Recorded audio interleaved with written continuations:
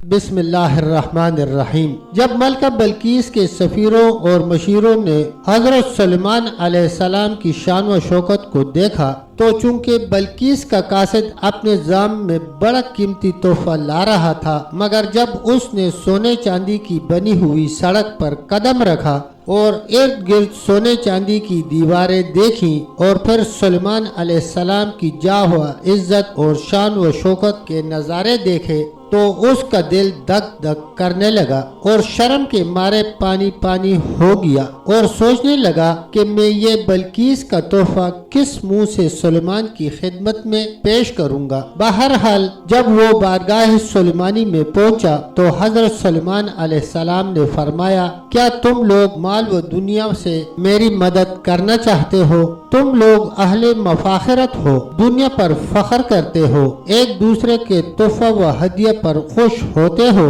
مجھے نہ دنیا سے خوشی ہوتی ہے نہ اس کی حاجت ہے۔ اللہ تعالیٰ نے مجھے بہت کچھ دے رکھا ہے اور اتنا کچھ دیا ہے کہ اوروں کو نہ دیا، باوجود ان کے دین و نبوت سے مجھ کو مشرف فرمایا ہے۔ لہٰذا اے بلقیس کے قاصد، پلٹ جا اور یہ اپنا تحفہ لے جاؤ، اور ساتھ ہی اور جا کر کہہ دو کہ اگر مسلمان ہو کر ہمارے حضور حاضر نہیں ہوتی تو ہم اس پر وہ لشکر لائیں گے کہ اس کے مقابلے کی اسے طاقت نہ ہوگی، اور ہم اسے ذلیل کر کے شہر سے نکال دیں گے۔ بلقیس کا قاصد یہ پیغام لے کر واپس گیا اور بلقیس سے سارا قصہ سنا دیا۔